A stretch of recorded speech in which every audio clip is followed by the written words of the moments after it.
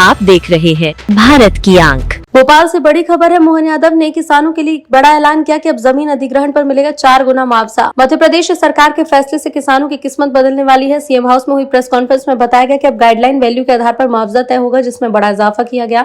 नई व्यवस्था के तहत ग्रामीण इलाकों में किसानों को जमीन का 4 गुना तक, शहरी क्षेत्रों में 2 गुना मुआवजा मिलेगा।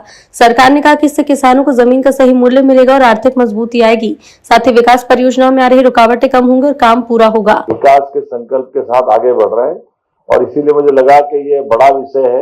इस विषय में हमारी अपनी सबकी एक बार इस तरह से चर्चा होना चाहिए, क्योंकि ये बात भी सही है कि हम देश के मध्य में बैठे हैं और मध्य में बैठने से हमारे लिए सभी सेक्टर में समान रूप से, जैसे आपकी जानकारी में है, हमने तय किया कि हमारे बजट को अब वर्तमान चुनौतियों के बीच में भी हमारे विकास को भी और इसको लगभग 14% की ग्रोथ से बढ़ाते हुए 5 साल में डबल करेंगे और उस स्पीड को मेंटेन करते हुए हमारा राज्य करीब करीब उस दिशा में काफी हद तक बढ़ा है। ऐसे में नदी जोड़ो अभियान हमारा केन बेतवा पीकेसी अब ताप्ती के साथ भी आ रहा है, तो हमारे लिए एक तरफ ये, दूसरी तरफ मेट्रोपॉलिटन सिटियों के आधार पर भी हम अपने शहरीकरण के आधार पर भी नगर से आगे बढ़ना चाहते हैं।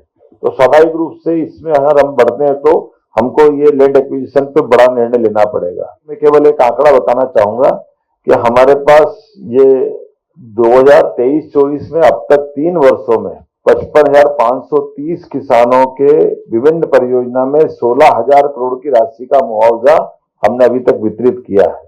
अर्थात प्रतिवर्ष लगभग 5,300 करोड़ का था और इस दर से आने वाले वर्ष में विकास दर की अगर ये गति रही तो हमको, अब आप इससे अंदाज लगा सकते हो कि 4 गुना अर्थात 20,000 करोड़ का हम अपना मुआवजा देने की तैयारी कर रहे हैं।